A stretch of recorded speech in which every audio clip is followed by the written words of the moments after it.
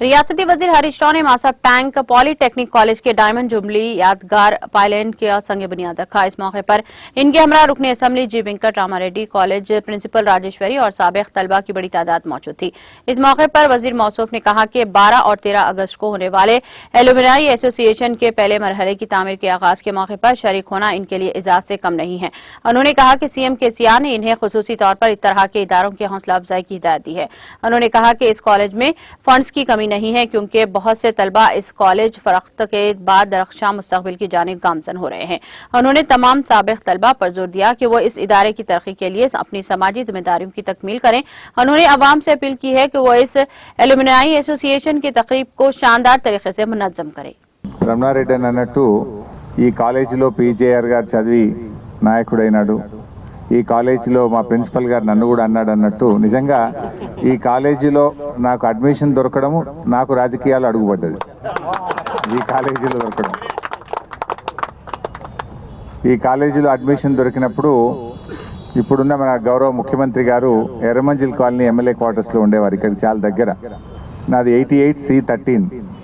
So ఈ college విద్యార్థిగా ఉన్నప్పుడు ముఖ్యమంత్రి గారు అన్నారు, అక్కడ హాస్టల్లో ఏముంటో ఇక్కడే ఉండి చదువుకో అన్నారు.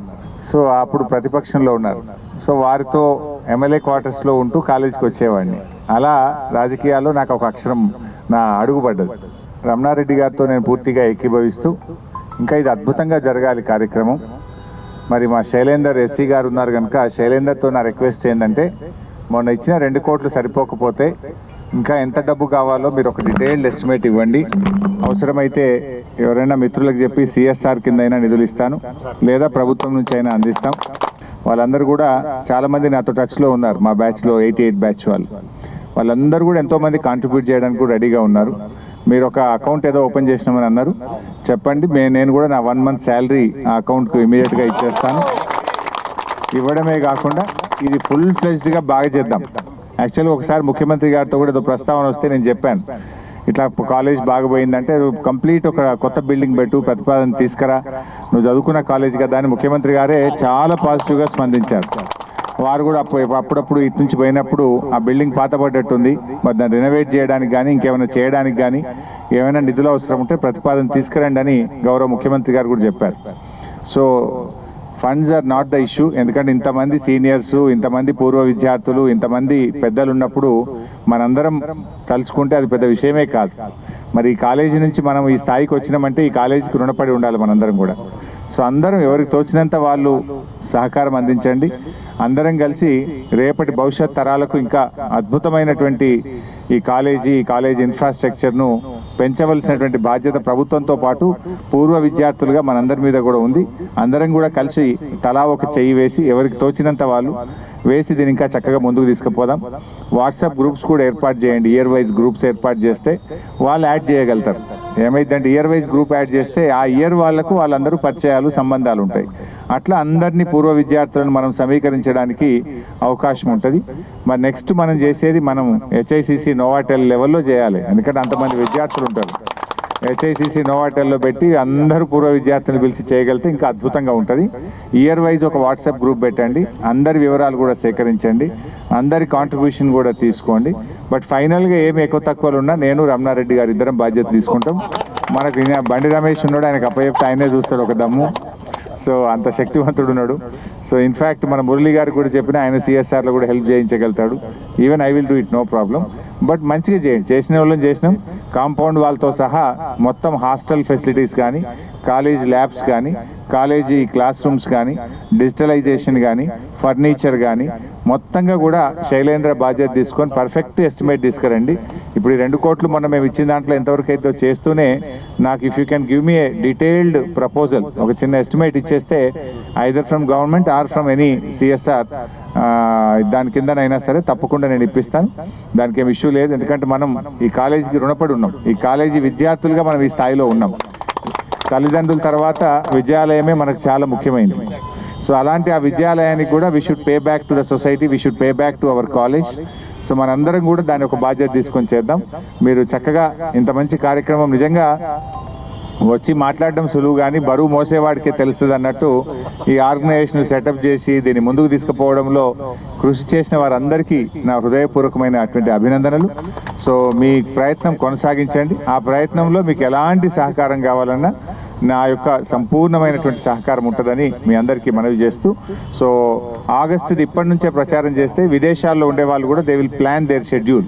కొంచెం ముందుగానే మనం డేట్ చెప్పగలిగితే వాళ్ళు కూడా షెడ్యూల్ ప్లాన్ చేసుకొని ఆ రోజుకు వాళ్ళ అదర్ యాక్టివిటీ ప్రోగ్రామ్ కూడా షెడ్యూల్ చేసుకొని ఇండియాకు ప్లాన్ చేసుకుంటారు, హైదరాబాద్కు ప్లాన్ చేసుకుంటారు. కనుక ఆ డేట్ను కూడా మనము దేశ విదేశాల్లో ఉండే పూర్వ విద్యార్థులందరికీ కూడా 12th August and 13th August 2 రోజులు ఉంటుంది. కనుక దేశ విదేశాల్లో ఉండే మాసప్ ట్యాంక్ పాలిటెక్నిక్ పూర్వ విద్యార్థులందరూ కూడా 12, 13 ఆగస్ట్ ఈ ప్రోగ్రాంలో పాల్గొనడానికి ఇప్పుడే మీ షెడ్యూల్ ప్లాన్ చేసుకోండి. అందరు కూడా రావాలని చెప్పి కోరుతా ఉన్నాం. మరి ఎవరైతే మన కమిటీ ఆర్గనైజర్స్ ఉన్నారో వారికి అందరు కూడా ఎవరికి తోచినంత వారు సహకారం అందిస్తూ, మరి ఇందాక రమణారెడ్డి గారు అన్నట్టు మళ్ళీ 12th, 13th వరకు కంప్లీట్ ఈ కాలేజ్ స్వరూపం అద్భుతంగా మారాలి. శైలేంద్ర మీదనే బాగా బాధ్యత ఉంటుంది. టైం చాలా తక్కువ ఉంది, 2-3 మంత్సే ఉంది.